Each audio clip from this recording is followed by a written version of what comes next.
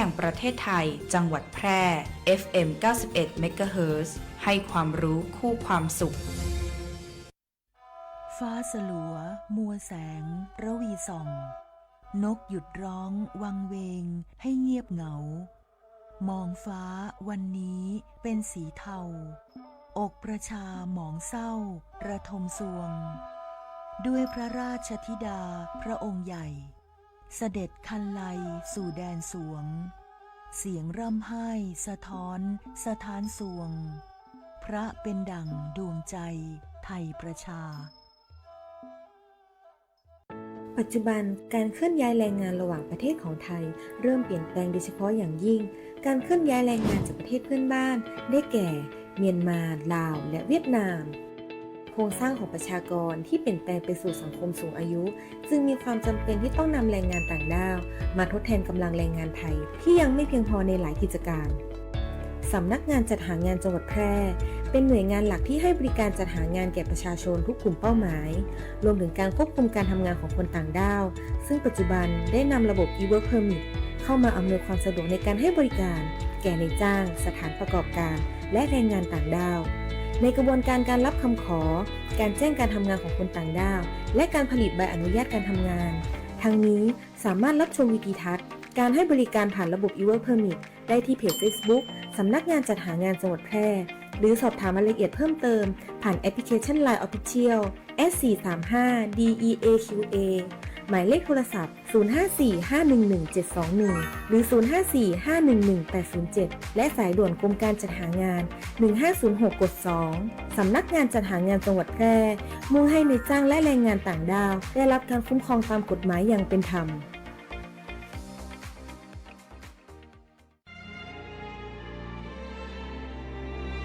เป็นอะหยังจะได้มายะนาเศร้าๆกึดนักกะก็บ่ฮื้อกึดนักได้จะได้ก็เรื่องหนี้สินกวนใจหาตังออกก็บ่ได้เนี่ยอ้าวแล้วจะได้บ่ลองไปปรึกษากองทุนฟื้นฟูและพัฒนาเกษตรกรดูล่ะได้ขึ้นทะเบียนเป็นสมาชิกกองทุนไว้แล้วยังแน่สงสัยยังบ่ฮู้แน่ๆเลยก็ถ้าเป็นสมาชิกแล้วมีหนี้ในระบบเกี่ยวกับการเกษตรเฮาสามารถยื่นขอขึ้นทะเบียนหนี้กับสำนักงานกองทุนฟื้นฟูและพัฒนาเกษตรกรสาขาแปรได้นะเขาจะให้คำปรึกษาหรือช่วยแก้ปัญหาหนี้สินของเกษตรกรตัวเนอร์โอ้ยมีจะอีตัวกะแล้วถ้าเขาบ่มีหนี้บ่มีสินดุจะมีอันหยังมาส่งเสริมสนับสนุนเกษตรกรพ่องมีเหมือนกันนะ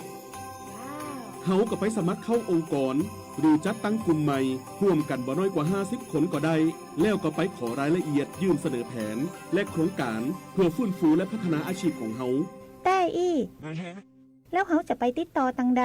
อ๋อสำนักงานกองทุนฟื้นฟูและพัฒนาเกษตรกรสาขาแปรตั้งอยู่ตรงข้ามธนาคารออมสินสาขาการน้ำทองตำบลนาจักอำเภอเมืองแปรจังหวัดแปรโทร 054-534-381 หรือ 080-067-1185 เกษตรกรที่ไปติดต่อบ่ได้เสียการใช้จ่ายใดๆทั้งสิ้นนะเจ้าคุณกำลังเผชิญกับปัญหาหนี้สินอยู่ใช่ไหมอย่าเพิ่งหมดหวังทุกปัญหามีทางออกธนาคารแห่งประเทศไทยมีคำแนะนำและข้อมูลที่เป็นประโยชน์ที่จะช่วยคุณจัดการหนี้ให้ถูกวิธีหากต้องการคำปรึกษาทางการเงินโทร 1213 แล้วกดต่อ 99เป็นหนี้ต้องแก้ไขเริ่มต้นใหม่อย่างยั่งยืนย้ำอีกครั้งธนาคารแห่งประเทศไทยโทร 1213สำนักงานคปภ.มีภารกิจหลักในการกำกับดูแลให้ธุรกิจประกันภัยดำเนินไปอย่างถูกต้องตามหลักธรรมาภิบาลส่งเสริมให้ประชาชนเข้าถึงระบบประกันภัยได้ในทุกมิติคุ้มครองสิทธิผู้ทำประกันภัยให้ได้รับความเป็นธรรมอย่างแท้จริงพร้อมอยู่เคียงข้างทุกคนในทุกช่วงเวลาของชีวิตทุกเรื่องประกันภัยโทรสายด่วนคปภ. 1186เว็บไซต์ oic.or.th Line Official @OIC Connect และสำนักงานคปภ.จังหวัดทั่วประเทศคปภ.คุ้มครองผู้ทำประกันภัยประกันภัยคุ้มครองคุณเตรียมพบมหกรรมสุดยิ่งใหญ่แห่งปีนอร์ทเทิร์นเบสดิวมหกรรมขับเคลื่อนเศรษฐกิจ4จังหวัดภาคเหนือตอนบน2เชียงรายพะเยาแพร่และน่านรวมของดีของเด่นสินค้าโอท็อปอาหารพื้นถิ่นงานคราฟต์และสินค้าคุณภาพจากชุมชนให้ทุกท่านได้เที่ยวชิมช็อปกันอย่างจุใจครั้งที่1 15-19 กรกฎาคม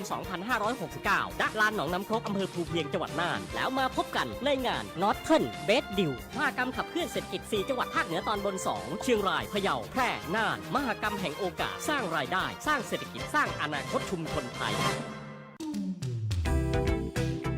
คุณกำลังฟัง FM 91 MHz สถานีวิทยุกระจายเสียงแห่งประเทศไทยจังหวัดแพร่ ให้ความรู้คู่ความสุข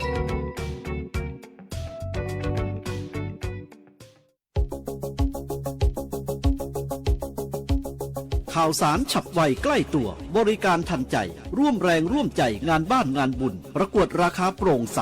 และติดตามสภาพอากาศประจำวันโดยทีมข่าวสวทแพร่ FM 91 MHz สถานีข่าวดีของประชาชนคนเมืองแพร่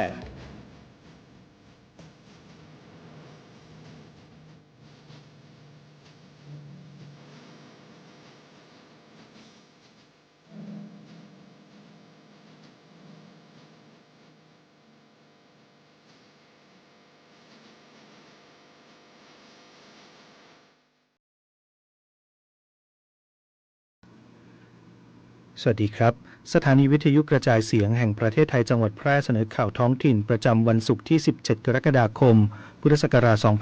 2569 โดยมีหัวข้อข่าวดังนี้ผู้ว่าราชการจังหวัดแพร่แถลงผลการจับกุมเครือข่ายยาเสพติดรายสำคัญยึดยาบ้า 2.1 ล้านเม็ดเดินหน้า Operation 90 Days กวาดล้างยาเสพติดเข้มข้นท่าอากาศยานแพร่เตรียมความพร้อมฝึกซ้อมแผนฉุกเฉินเต็มรูปแบบประจำปี 2569 สำนักงานวัฒนธรรมจังหวัดแพร่จัดนิทรรศการภาพเก่าเล่าเมืองรองสืบสานคุณค่าประวัติศาสตร์ท้องถิ่นผ่านภาพถ่ายโบราณกระทรวงการคลังแจ้งผู้ไม่ผ่านเกณฑ์โครงการบัตรสวัสดิการแห่งรัฐสามารถยื่นขอทบทวนสิทธิ์ได้ตั้งแต่วันนี้ถึง 31 กรกฎาคม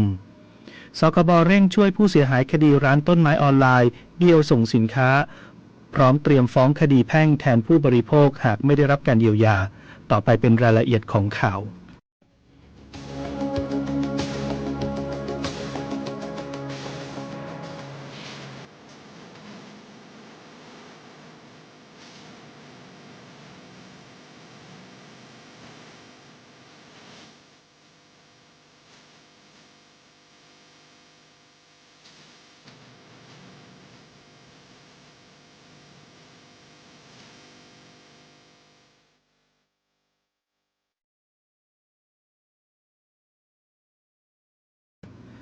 จังหวัดแพร่แถลงผลการจับกุมเครือข่ายยาเสพติดรายสำคัญยึดยาบ้าได้ 2.1 ล้านเม็ดเดินหน้า Operation 90 Days กวาดล้างยาเสพติดเข้มข้นวันนี้ที่กองบังคับการตำรวจภูธรจังหวัดแพร่นายเชษฐิตชัยสำริดผลรองผู้ว่าราชการจังหวัดแพร่พร้อมด้วยพลตำรวจตรีพงษ์เดชคำใจสู้ผู้บังคับการตำรวจภูธรจังหวัดแพร่และหน่วยงานด้านความมั่นคงที่เกี่ยวข้องร่วมกันแถลงข่าวผลการจับกุมคดียาเสพติดภายใต้ยุทธการ Operation 90 Days ซึ่งเป็นการบูรณาการความร่วมมือของทุกภาคส่วนในการป้องกันและปราบปรามยาเสพติดอย่างเข้มข้นโดยสามารถจับกุมผู้ต้องหาได้1รายพร้อมตรวจยึดยาบ้าจำนวน 2,100,000 เม็ดและรถยนต์ที่ใช้ในการลำเลียง1คันซึ่งเจ้าหน้าที่สายตรวจและเจ้าหน้าที่ประจำด่านตรวจนางฟ้าสถานีตำรวจภูธร2ร่วมกันสกัดได้บริเวณ3แยกนางฟ้าตำบลทุ่งน้ำอำเภอ2ตรวจค้นพบกระสอบป่านจำนวน4กระสอบและถุงดำจำนวน6ถุงภายในบรรจุยาบ้าจำนวนรวม 2,100,000 เม็ดจึงควบคุมตัวผู้ขับขี่ชายอายุ33ปีชาวจังหวัดนนทบุรีพร้อมของกลางทั้งหมดส่งพนักงานสอบสวนสถานีตำรวจภูธร2ดำเนินคดีตามกฎหมายจากการสอบสวนเบื้องต้นผู้ต้องหาให้การว่าได้รับการว่าจ้างเป็นเงิน 200,000 บาทให้ลำเลียงยาเสพติดจากจังหวัดเชียงรายไปตามเส้นทางที่กำหนดปลายทางจังหวัดสุพรรณบุรีจนกระทั่งถูกเจ้าหน้าที่สกัดจับได้ในพื้นที่อำเภอ2จากการสืบสวนเบื้องต้นพบว่าคดีดังกล่าวยังมีผู้ร่วมขบวนการอีกอย่างน้อย2รายซึ่งขณะนี้เจ้าหน้าที่อยู่ระหว่างรวบรวมพยานหลักฐานเพื่อขยายผลและดำเนินคดีตามกฎหมายรวมถึงสอบสวนเส้นทางการลำเลียงยาเสพติดและเครือข่ายที่เกี่ยวข้องอย่างต่อเนื่องสำหรับจังหวัดแพร่ได้ขับเคลื่อนยุทธการ Operation 90 Days ตามนโยบายเร่งด่วนของรัฐบาลและกระทรวงมหาดไทยเพื่อยกระดับการป้องกันปราบปรามและบำบัดรักษาปัญหายาเสพติดอย่างครบวงจรโดยบูรณาการความร่วมมือของทุกภาคส่วนทั้งฝ่ายปกครองตำรวจทหารและประชาชนเพื่อสร้างความปลอดภัยในชีวิตและทรัพย์สินทั้งนี้จึงขอความร่วมมือประชาชนร่วมกันเป็นหูเป็นตาหากพบเบาะแสเกี่ยวกับยาเสพติดสามารถแจ้งข้อมูลได้ที่สายด่วนยาเสพติด1599หรือสายด่วน191ตลอด24ชั่วโมง ท่ ท่าอากาศยานแพร่เตรียมความพร้อมฝึกซ้อมแผนฉุกเฉินเต็มรูปแบบประจำปี 2569 ที่ห้องประชุมเบียงโกสัยชั้น 2 สารกลางจังหวัดแพร่ นายคุณากร โคชฮิรัน รองผู้ว่าราชการจังหวัดแพร่เป็นประธานการประชุมคณะกรรมการและคณะทำงานโครงการฝึกซ้อมแผนฉุกเฉินและแผนเผชิญเหตุแบบเต็มรูปแบบของท่าอากาศยานแพร่ประจำปี 2569 กรณีอากาศยานประสบอุบัติเหตุในบริเวณท่าอากาศยานและพบผู้บุกรุกเข้าพื้นที่การบินซึ่งเป็นการประชุมจัดเตรียมความพร้อมและบูรณาการการปฏิบัติงานของทุกหน่วยงานที่เกี่ยวข้องทบทวนบทบาทหน้าที่ขั้นตอนการปฏิบัติและการประสานงานเพื่อให้การฝึกซ้อมเป็นไปอย่างมีประสิทธิภาพและสามารถรองรับสถานการณ์ฉุกเฉินด้านการบินได้อย่างเป็นระบบทั้งนี้การฝึกซ้อมตามแผนฉุกเฉินและแผนเผชิญเหตุแบบเต็มรูปแบบของท่าอากาศยานแพร่จะจัดขึ้นในวันพุธที่ 22 กรกฎาคม 2569 ตั้งแต่เวลา 9:30 น.เป็นต้นไปณท่าอากาศยานแพร่โดยบูรณาการความร่วมมือจากหน่วยงานที่เกี่ยวข้องเพื่อทดสอบแผนฉุกเฉินและเสริมสร้างความพร้อมในการรับมือเหตุฉุกเฉินด้านการบินตามมาตรฐานความปลอดภัย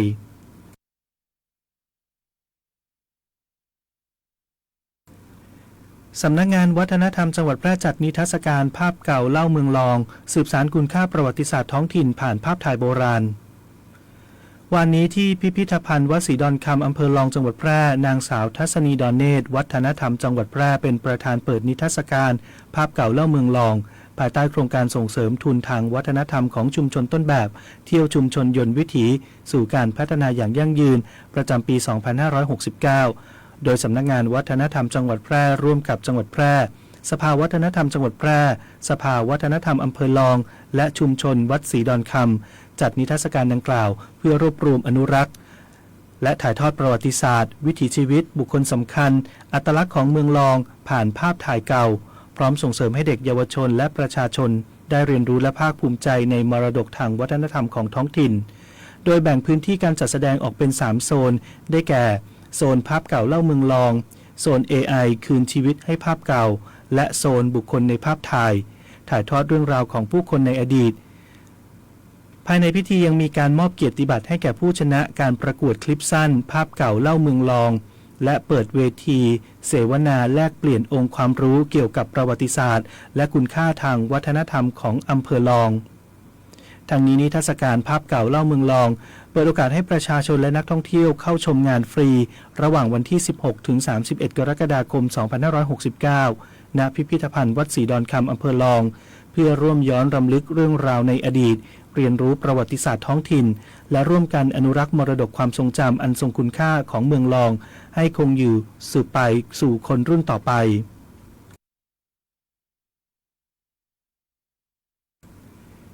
กระทรวงการคลังแจ้งผู้ไม่ผ่านเกณฑ์โครงการบัตรสวัสดิการแห่งรัฐสามารถยื่นขอทบทวนสิทธิ์ได้ตั้งแต่วันนี้ถึง 31 กรกฎาคม 2569 กระทรวงการคลังแจ้งการขอทบทวนสิทธิ์โครงการลงทะเบียนเพื่อสวัสดิการแห่งรัฐปี 2569 สำหรับผู้ไม่ผ่านเกณฑ์การพิจารณาคุณสมบัติ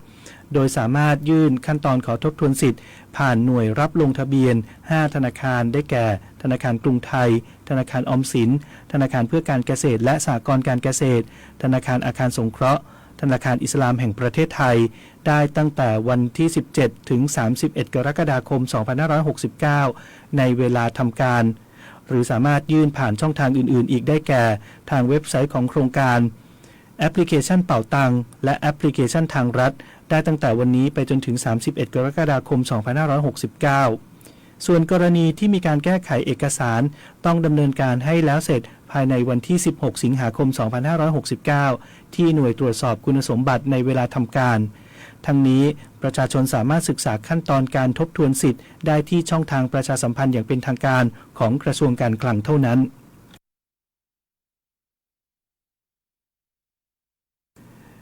สคบ.เร่งช่วยเหลือผู้เสียหายคดีร้านต้นไม้ออนไลน์เบี้ยวส่งสินค้าพร้อมเตรียมฟ้องคดีแพ่งแทนผู้บริโภคหากไม่ได้รับการเยียวยานางสาวสุภมาศอิสระภักดีรัฐมนตรีประจำสำนักนายกรัฐมนตรีในฐานะกำกับดูแลสำนักงานคณะกรรมการคุ้มครองผู้บริโภคหรือสคบ.แสดงความห่วงใยกรณีผู้บริโภคจำนวนมากได้รับความเสียหายจากการสั่งซื้อต้นไม้ผ่านร้าน Tree Picky Garden บนแพลตฟอร์ม TikTok โดยชำระเงินแล้วแต่ไม่ได้รับสินค้าตามคำสั่งซื้อพ ร้อมกำชับให้สคบเร่งให้ความช่วยเหลือผู้เสียหายในทุกมิติและดำเนินการตามกฎหมายอย่างเต็มที่เพื่อเยียวยาผู้บริโภคและป้องกันไม่ให้เกิดเหตุในลักษณะเดียวกันซ้ำอีกโดยได้มอบหมายให้นายประเดิมชัยบุญช่วยเหลือที่ปรึกษารัฐมนตรีประจำสำนักนายกรัฐมนตรีลงพื้นที่รับฟังปัญหาจากผู้ได้รับผลกระทบณศูนย์รับเรื่องราวร้องทุกข์สคบทั้งนี้สคบได้รับเรื่องร้องเรียนจากผู้เสียหายแล้วกว่า31รายพร้อมให้คำแนะนำด้านกฎหมายและเร่งดำเนินการช่วยเหลือซึ่งสคบได้ประสานความร่วมมือกับแพลตฟอร์ม TikTok เพื่อใช้มาตรการระงับช่องทางการสร้างรายได้ของร้านค้าป้องกันไม่ให้มีผู้เสียหายรายใหม่รวมทั้งติดตามการดำเนินการอย่างใกล้ชิดและรายงานความคืบหน้าต่อรัฐมนตรีประจำสำนักนายกรัฐมนตรีอย่างต่อเนื่องจากการตรวจสอบเบื้องต้นพบว่าร้านทรีพิกกี้การ์เด้นดำเนินธุรกิจในนามบริษัทลูกหมู3ตัวการ์เด้นกรีนจำกัดสคบจึงได้ออกหนังสือเรียกบริษัทและกรรมการผู้มีอำนาจลงนามมาชี้แจงข้อเท็จจริงเพราะมีหนังสือถึง TikTok Shop Thailand ขอข้อมูลบัญชีผู้ขายและข้อมูลที่เกี่ยวข้องเพื่อประกอบการดำเนินคดีตามกฎหมายนอกจากนี้สคบยังได้ประสานงานกับสถานีตำรวจภูธรลาดหลุมแก้วนำกำลังเจ้าหน้าที่ร่วมตรวจสอบสถานประกอบการและที่ตั้งสำนักงานใหญ่ของบริษัทในพื้นที่ตำบลคลองพระอุดมอำเภอลาดหลุมแก้วจังหวัดปทุมธานีพบว่าสถานที่ดังกล่าวไม่มีการจำหน่ายต้นไม้แล้วรัฐมนตรีประจำสำนักนายกรัฐมนตรีได้กำชับให้สคบใช้มาตรการทางกฎหมายอย่างเต็มที่ในการคุ้มครองสิทธิของผู้บริโภค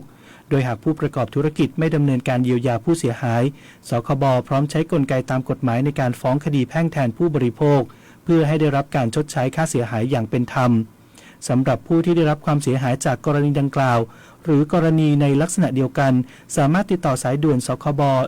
1166ยื่นเรื่องผ่านระบบร้องทุกข์ออนไลน์เว็บไซต์ www.ocpb.go.th แอปพลิเคชัน OCPB Connect หรือศูนย์ดำรงธรรมทั่วประเทศ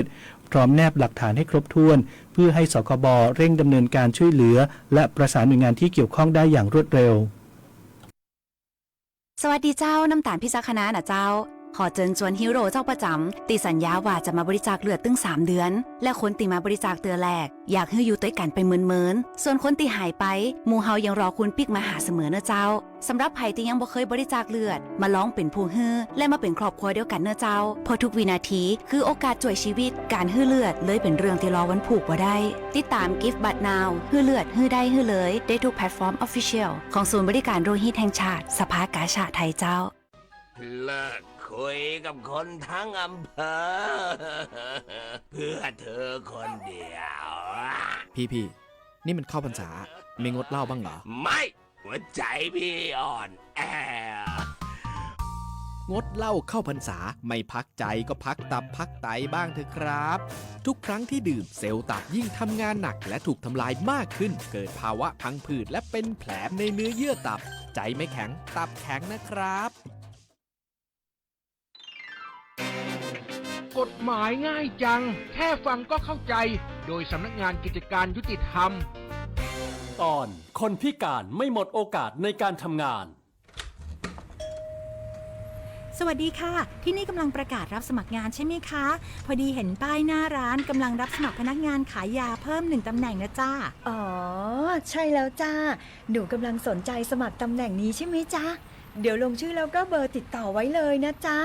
พรุ่งนี้เดี๋ยวเจ๊จุ๋มเจ้าของร้านเขาจะเข้ามาสัมภาษณ์แล้วก็ตกลงกันเรื่องเงินเดือนนะจ้า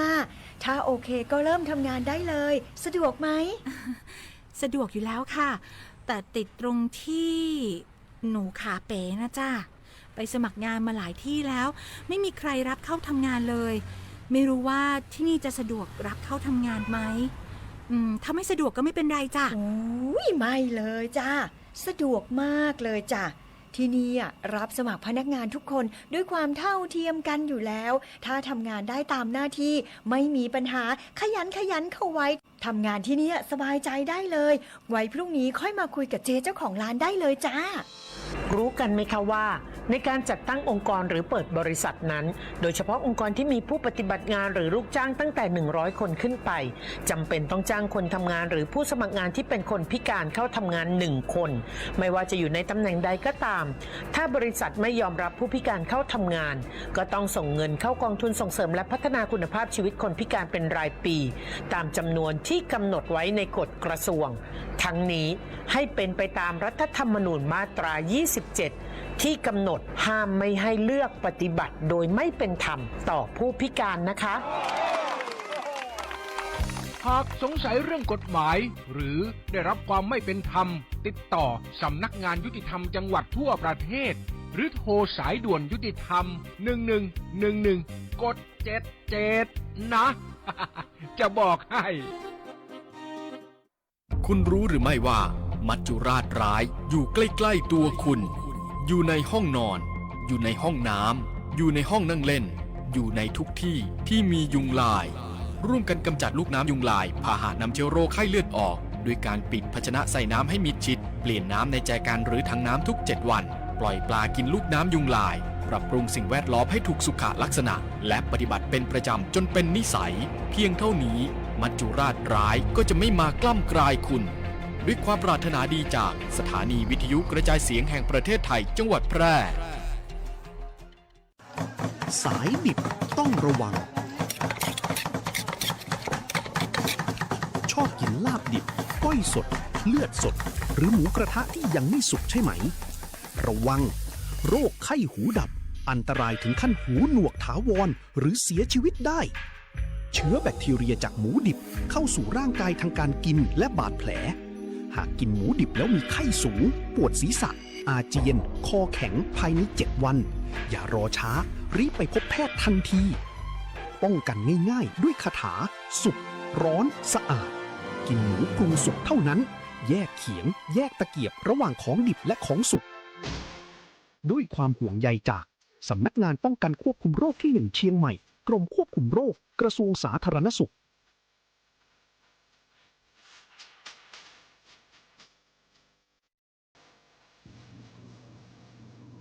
ติดตามสภาพอากาศประจำวันจากสถานีอุตุนิยมวิทยาแพร่ประจำวันศุกร์ที่17 กรกฎาคม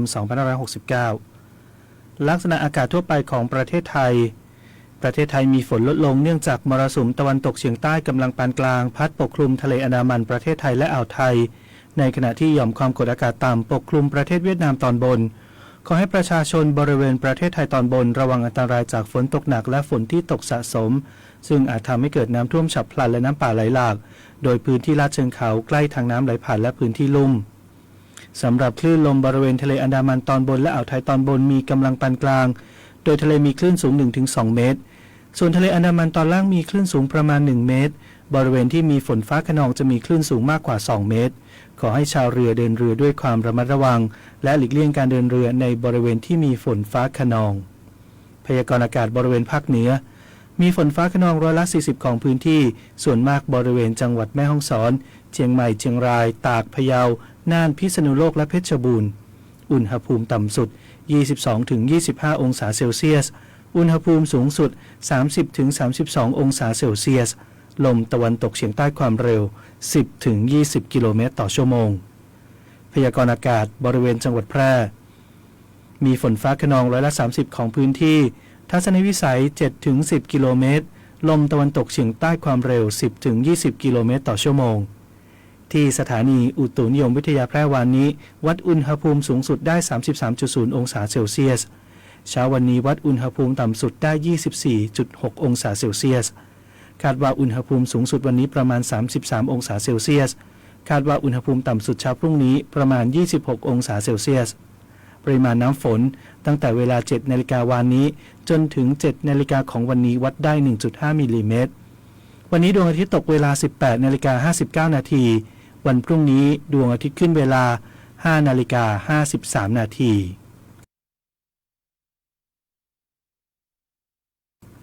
เชิญชวนคนไทยร่วมใจใช้พลังงานอย่างพอดีเช็คสภาพรถก่อนออกตัวลดการกินน้ำมัน